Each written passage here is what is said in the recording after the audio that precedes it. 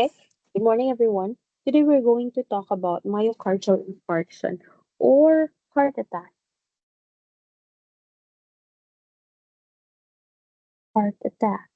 Ayan. Kapag may heart attack, of course, there is chest pain. Diba? Chest pain.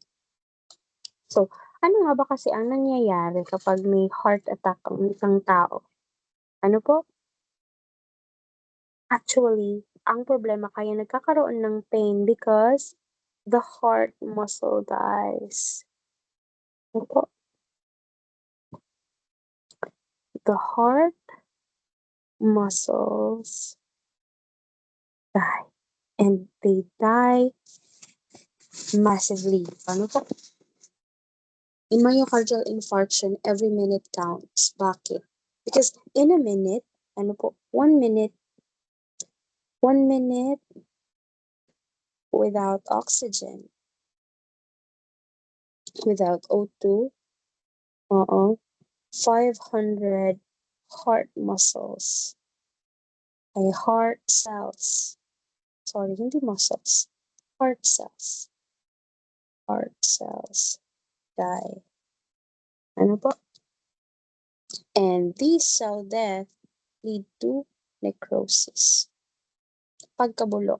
And kapag hindi siya naagapan, ikakamatay na siya ng pasyente. Ano po?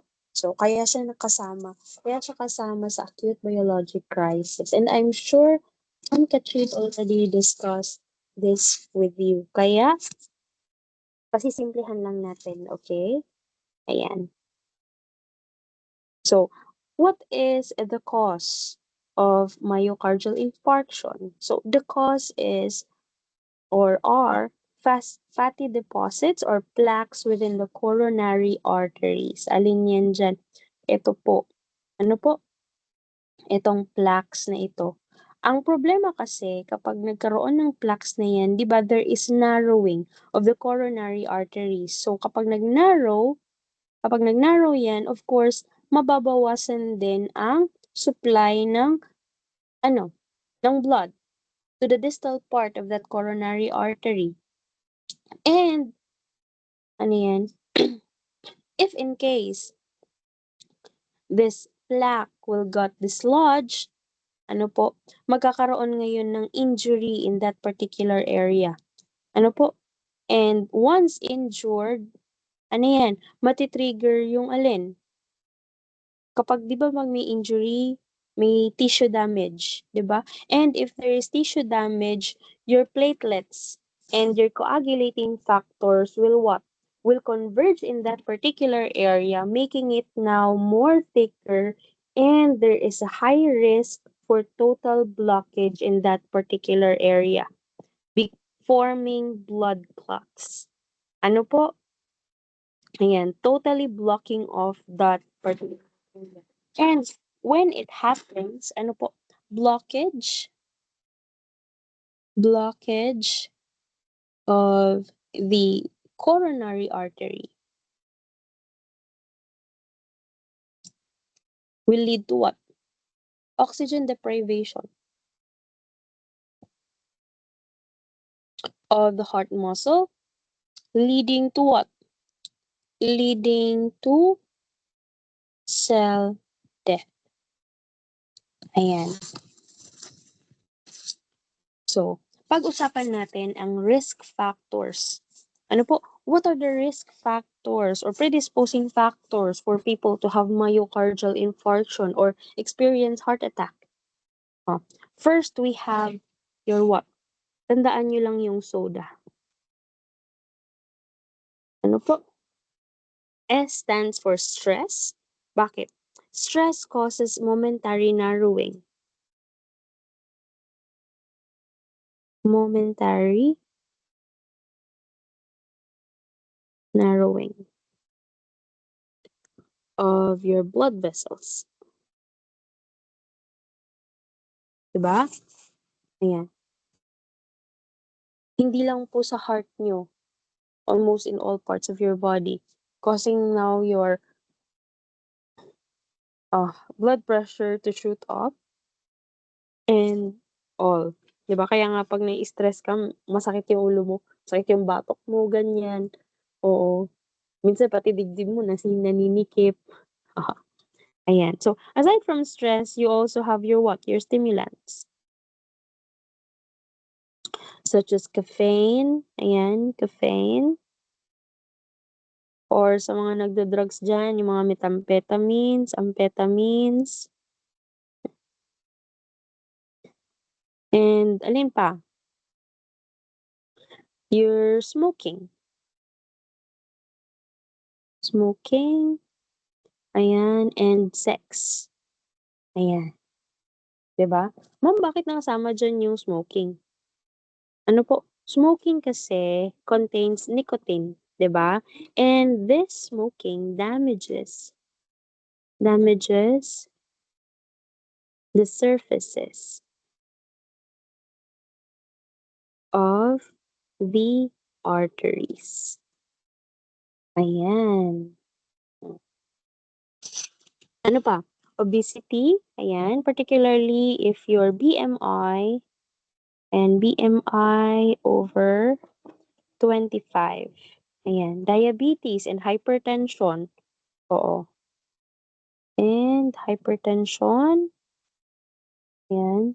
Bakit ma'am diabetes? Bakit? Because if you are diabetic, your blood viscosity is very high, meaning malapot ang dugo mo, 'di ba?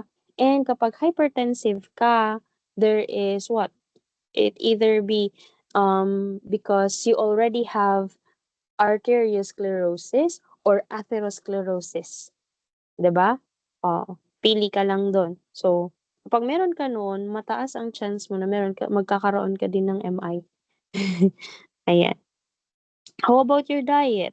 Diet, particularly high cholesterol diet,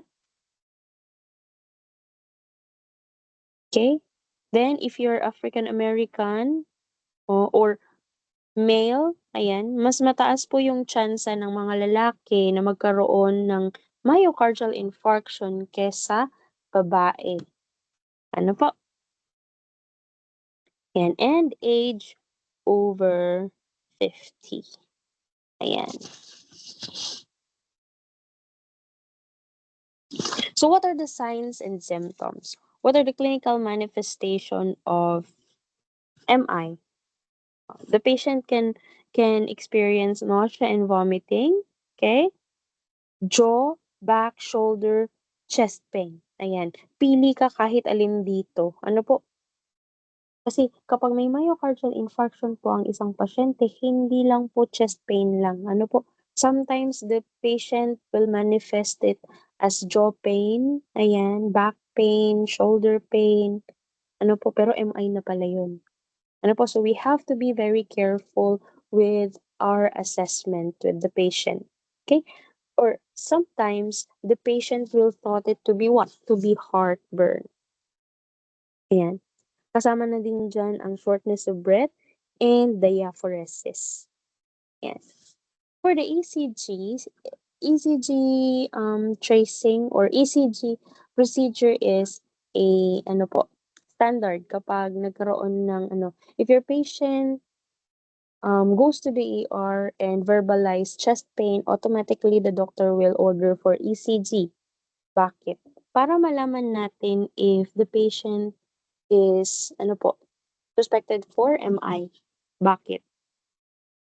If the ECG tracing has ST depression, ano po, ST depression muna tayo. Kapag ST depression, this is an example of ST depression.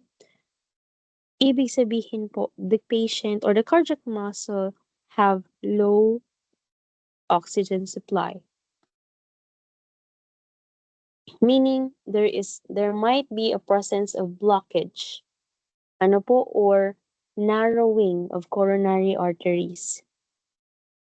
If naman, it becomes ST elevation, ano po, gaya ng nakikita nyo dito sa illustration natin na ito, ano po, it means that the patient doesn't have, ano po, no O2. Total lack of supply of oxygen. Ano po? Ayan. and or hyperkalemia. Ayan. So that is what we will find in the ECG trace. How about laboratories? Ayan, we have troponin. Ayan, bakit troponin? Because when the heart dies, ano po? Ayan, upon cell death, ano po? Troponin is being released by your heart muscles. Ano po? And this is an enzyme that is being released by your heart muscles. So, this is your number one indicator of MI. Yan po ang unang tinitingnan ng doktor. So, how about increased in potassium? Because remember, there is cell death. Remember that your potassium is what? Is your electrolytes. Are your electrolytes that can be found inside the cell of the human body. So, if there is cell damage or cell death, now the potassium from within that cell will be spilled and will go out into the bloodstream of the patient. Ano po? So, causing now high or increased serum potassium. Diba? How about increase in CKMB? CKMB or your creatinine kinase. And ano po? This is an enzyme found primarily in the heart and and skeletal muscles. Ayan. How about your myoglobin? Ano po? It is also a protein into the being released into the bloodstream by your heart. Ayan, shortly after MI. Sulat natin yan. Released into the bloodstream shortly after MI. So, making it now what? Making it an early marker. Ano po? Early marker. Yan. So, let's talk now about the management. Anong gagawin natin kapag may, kapag suspected MI ang isang pasyente? Ano po? First and foremost, the doctor, or even without doctor's order, ikaw as the nurse, you can do this independently. Start oxygen therapy ASAP. Ano po? ASAP. ASAP. Bakit? This is to ensure perfusion. Kulang sa oxygen ng pasyente or kulang sa oxygen ng pasyente, bigyan ng oxygen. 'Di ba? Yun lang kasimple yun. How about aspirin? Oo, bakit importante ang aspirin sa isang pasyente na suspected ng MI? Because we want to prevent platelets from making more blood clots. Ano po? If the MI is being caused by a blockage in the coronary artery because of what? Because there is a sudden dislodged plaque dun sa area na yon, kaya nagkaroon ng blood clot. So, ayaw na nating madagdagan pa yun. Ano po? We don't want the issue to become worse. Ano po? So, kaya tayo magbibigay ng aspirin. Prevent platelets from making more clots.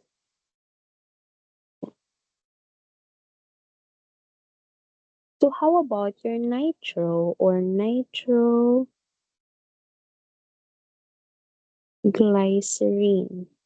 Yeah. Your nitroglycerine opens up the coronary arteries.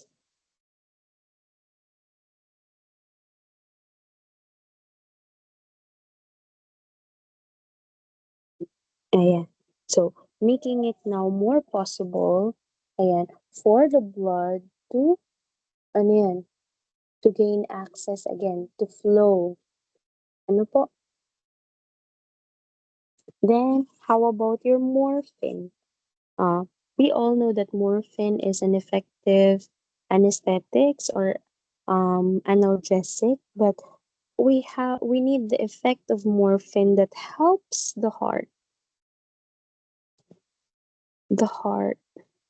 to relax. Ano po? Thereby decreasing the cardiac workload. Ayan, kasi kapag dinecrease mo yung cardiac workload ng puso ng isang pasyente, mababawasan din ang alin? Mababawasan din ang oxygen demand niya. Ano po? Ayan. So, hindi na ngayon siya masyadong mahihirapan. Ano po? Ayan. So, ano yung mga notes natin? Ano yung mga considerations when giving these medicines? Kasi ito yung first line of management natin kapag may MI. So, notes about nitro. Notes, sorry. Notes about nitro. Remember that you should only have 3 doses max. Mm. A maximum of 3 doses for the nitroglycerin, 5 minutes apart.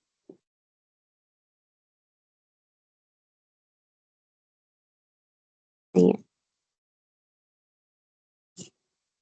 Tandaan niyo yan, ha?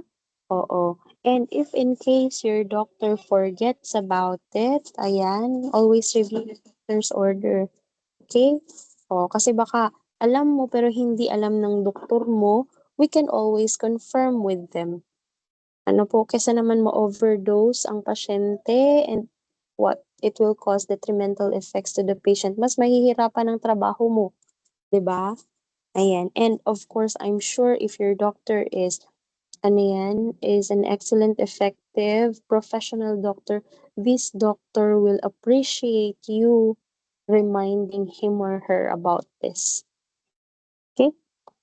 Then, if you were going to give nitroglycerin tablet, there should be no swallowing.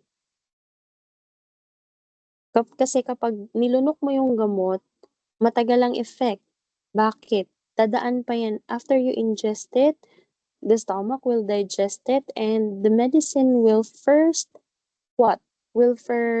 pass through the liver. Ano po? I-detoxify pa yan ng liver bago siya mag-take effect. And we want to bypass that. We want the medicine to directly join the blood circulation. So, anong gagawin natin? We will make it sublingual. Always sublingual. Ayan. We want to bypass the liver. Ano po? Then, always remember that if ever you are going to administer nitroglycerin, headache, and hypotension is normal. Ayan. Kaya kung if ever magbibigay kayo nito, always make sure that the patient is either lying down or at least sitting down. Ano po? Huwag kayong magpapainom nito na nakatayo ang pasyente. Ano po? Ayan. So, safety first. Ayan. We don't want to add the fall risk. Ayan sa problema natin. For the morphine naman, ayan, if in case the patient already received a dose of morphine, however, still the pain is there, ano po? Any pain. Remember that any pain after morphine, ayan, indicates or confirms that the patient is really having MI. Ano po? Yan. Kasi hindi na kinakaya, kahit ma-relax pa yung puso, but still there is pain, there is still cell death, there is injury, may MI ang pasyente. Ano po? Bakit? Because the more pain, remember ha, more pain means more tissue death. Ayan. Ano po? Dito pa lang tayo sa first part. Ayan. Once the patient gets stabilized, ano po? Ayan. And the doctor confirmed that there is a blood clot or suspects that there is a blood clot in the coronary artery of the patient. Ano po? The doctor might will deal with the clot next. Ano po? So how will the doctor will deal with it? The doctor will order for PCI or percutaneous coronary intervention. Isulat natin. Percutaneous coronary intervention. Yan na po yung cath-lab natin na tinatawag. Ano po? Or if it is possible, ano po? If it is possible, if it is within the time frame, the time limit, the doctor might just order for thrombolytics. Ano po? Tutunawin natin ngayon yung blood clot sa loob ng puso ng pasyente. Ano po? Because in this part, we want to clear out the blood clot within the coronary artery of the patient. Ano po? In the cath lab, the doctor might order for either angioplasty or angiogram. Ayan. Angioplasty or angiogram. Pag sinabi nating angioplasty, ano po? Angioplasty is what? Balloon or stent placement. Balloon or stent placement. Ayan. Pag sinabi namang angiogram, angiogram, this is simple imaging. Ngayon, ma'am, is it possible to do both at the same time? Yes, it is possible. Ano po? Bakit? Anong gagawin ng doktor? Ano po? Through imaging, makikita ng doktor if there is clot. Po, the doctor will insert what? The doctor will insert a guide wire. Ano po? A wire within the major artery of the patient going towards what? The coronary artery, and ano yan? At the same time, kapag nakita na nila yung clot, that is where they will put in the balloon or the stent, making it now what? Making it now possible for the blood to pass through again in that particular affected coronary artery. Ayan. And they can do it both at the same time. The imaging, ayan, angiogram and angioplasty. Kapag angiogram lang, ano po, nakita lang, imaging lang, that is purely angiogram. Pero kapag merong ginawa, may intervention na ginawa yung, yung doktor, ano po, or the vascular surgeon, nilagyan ng balloon or ng stent, we call it now angioplasty. Ano po? Ayan. So, anong consideration? What is the nursing consideration if the patient will undergo for either angiography or angioplasty? Ano po? Of course, we will make sure that the patient will be on NPO for 6 to 12 hours. Ano po? Before the procedure.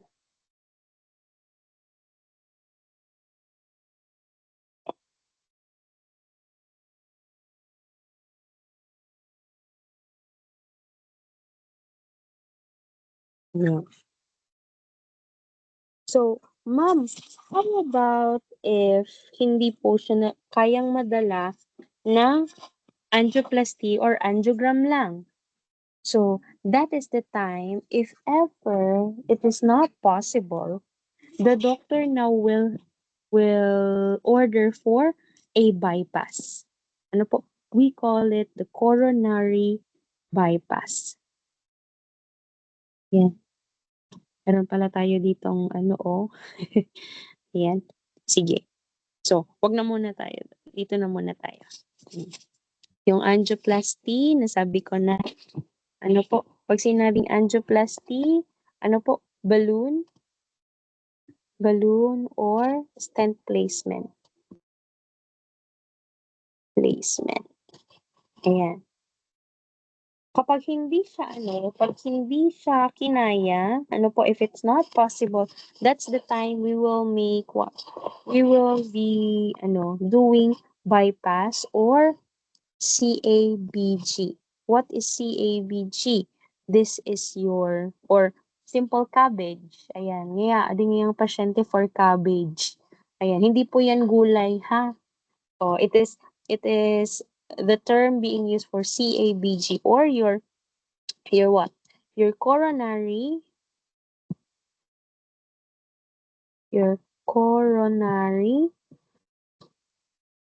artery bypass graft. Ayan. Mm. So, ano ang ginagawa? Anong ginagawa sa CABG? Ano po? Sa CABG, binubuksan po ang thoracic cage ng pasyente. Ayan, binubuksan ang puso. And if in case, ano po? Ayan, mag-drawing tayo. If in case this is the coronary artery, ayan, and there is blockage there, oo, kukuha po ang vascular surgeon, ano po, ng, ano yan, ng blood vessel kung saang parte ng katawan ng tao na yun, nung patient na yun, and yun po ang ikakabit niya dito. Ano po, 'di ba ito, gagawa siya ngayon ng bypass. Ayan. Para, ano po, para yung dugo ng pasyente ay makadaloy ulit. Ano po, ayan. So, we call it a bypass. Ano po, para instead of here, ano po, dito na siya. Parang magre-rerouting lang tayo. Ano po? Sorry na sa drawing. Hindi po ako artist. But hopefully naintindihan niyo. Ano po? Ayan. Para magkaroon ulit ng blood flow dito sa distal area of that coronary artery. Ganun lang po kasimple. Ganyan lang ginagawa ng ano yan sa CABG. Oo. So, however, ayan, kung hindi talaga ito possible, hindi possible ang angioplasty, hindi possible ang bypass or CABG, ayan, oo, the doctor might consider cutting out the fatty blockage. Ano po? Oo. Tatanggalin niya ngayon yung ano yan, yung buong clot doon sa coronary artery na yun ng pasyente. Ano po? Ayan. Pero last resort na ito. Last resort na yan. Kasi, this one is, ayan, not very effective and there is a high chance that, ano yan, new blood clots will just form. Ano po kasi, kapag kinat-out mo yon, there's another injury. So, pag may injury, blood clots will be there. So, there is a high chance of blockage. Ano po? So, what would be your, ano yan? What would be your post-operative rules? If in case your patient had undergone had undergone CABG or bypass or any procedure in the cath lab. So first, you have to inform the patient to avoid lifting heavy objects. Ano po, unang-una ayaw nating ma-stress ang pasyente. Pangalawa, we don't want the stitches to open up again. Ano po? Then number two, no baths or soaking. Bawal muna pong magbabad sa bathtub ang pasyente, pero pwede silang maligo. Ayan, they can shower, no problem. Then number three, avoid infection on the incision site. Ayan, we want to make sure, for fast healing, fast recovery, ayan, to avoid infection. Ano po? Ayan, for fast recovery. Ayan.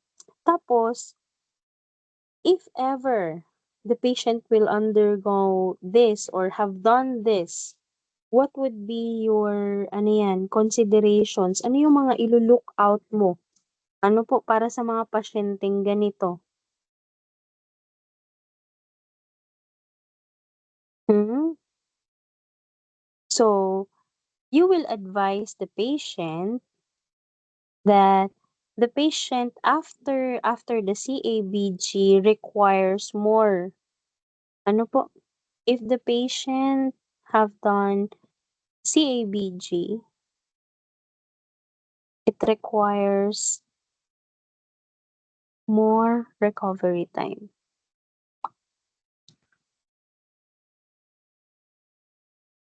Recovery time. Ano po? So, usually, the doctor will be admitted for 3 to 5 days post-operatively. Ano po? Ayan. Then, remember that, ano pa yung mga i-ano natin, ano pa nga ba yun? Yung contrast. Contrast. Ayan. Lalo na kapag the patient will be doing angiogram, ayan, gagamit sila niyan ng contrast. So remember that contrast kills the kidneys. Ayan. So ano yung iaano mo? You will now watch out for the creatinine. Creatinine of your kidneys. Creatinine. So, anong iwa-watch out mo? Anything over 1.3, ayan, is, considered injury or injured kidney. Ayan.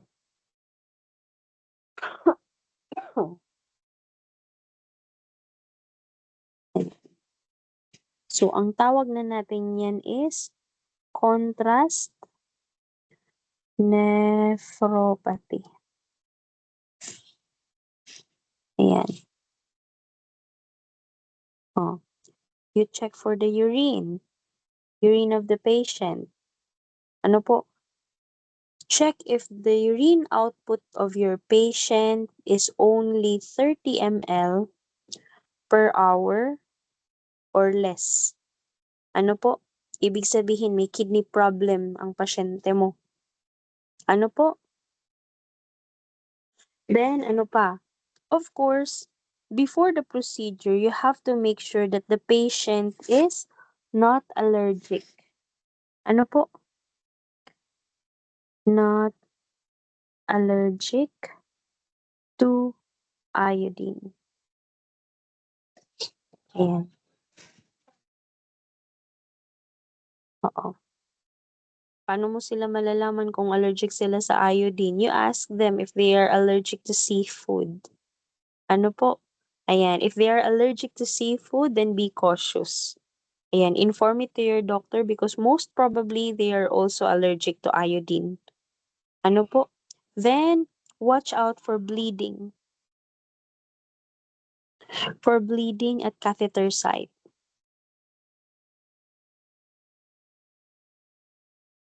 I am not referring to the urinary catheter, okay? I am referring to what? To the area wherein the catheter, the coronary catheter was inserted. Usually, the doctor will be making use of ano yan? Radial or femoral approach. So whichever is more necessary or more convenient, depende po sa technician. Ano po? Sa gagawa. Ayan. So, make sure to apply direct pressure. Make sure to apply direct or manual pressure. Ayan. Advise the patient na avoid crossing of legs. Ayan. This is post-operative, okay? And then, advise them to lay flat. Ayan. Several hours after the procedure. Ayan. Patient had undergone any surgery or has been in the cath lab, oo, make sure that no blood thinners. No blood thinners. Ayan. Within the 6 hours. Ayan. 6-hour window. Ayan. Because we want to prevent bleeding. Okay? So, para madali niyong matandaan, ano po yung mga precautions, you have A, B, C. And ngayon ko lang na-realize. Ano po? A for allergy, B for bleeding, and C for creatinine. Ayan, okay.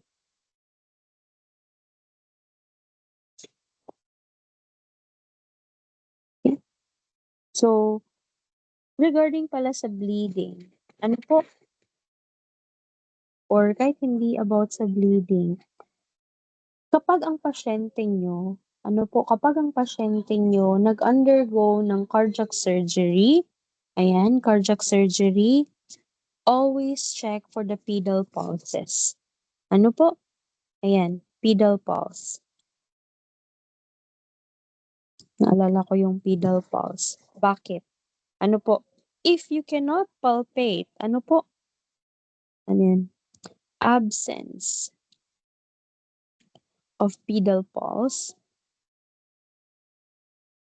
indicates what? Indicates poor perfusion. Ano po? Ibig sabihin, kulang ang blood circulation sa paa ng pasyente. Ano po? Ayan, there is a problem in the blood circulation. And of course, the number one involved in the blood circulation is your heart. So malamang there is something wrong. Okay? So always check. Ayan. If there is diminishing pedal pulse, ayan, inform your physician. Okay? Ayan. So, actually, oo, diminished pulses is only normal within, ano yan, 4 to 12 hours. Ano po? After. But anything more than that, there is a problem. Ano po? Ayan. Saan ko ba ilalagay yan? Ito na lang. Ibang tinta na lang para ma-highlight. Ayan. Diminished pulses. Ayan. Not only the pedal pulse, ha. Diminished pulses is only normal 4 to 12 hours after. Ayan. So anything more than that, then Ding! Alarm. Ayan. So, I think this is, ano yan, this ends our discussion about myocardial infarction. Ayan. Ay, meron pa pala. Oo, kasi hindi natin naabot ito. 'Di ba sa management, oxygen, next the clot. Kapag okay na, oo, kapag okay na yung pasyente, ayan, nag-backtrack lang tayo ng kaunti. Kapag okay na yung pasyente, ano po, na okey na yung oxygenation, na-perfuse na ng maayos yung ano natin, yung heart ng pasyente, na-deal na nga din, the clot has been dealt with, then the next stage or the last step in the management for a patient who experience myocardial infarction is for them to rest and prevent clots. Ano po? Yan. So, kailangan na nilang magpahinga, ayan, and prevent clotting. Anong pwede nilang gawin? The doctor might what? The doctor might order for nitro IV drip. Ayan. The patient might have to take beta blockers. Ayan. Or calcium channel blockers. Calcium channel blockers. Kasi nga kailangan mag-relax ng puso niya. Okay? We want to give the heart a rest. Ayan. And prevention of clots, the doctor might order for ano yan, blood thinners, warfarin, heparin, ayan. Sige, okay. So that's it for myocardial infarction. Thank you so much, everyone. Okay. I hope you will perfect the post test that I'm going to give you later. Okay. Thank you so much.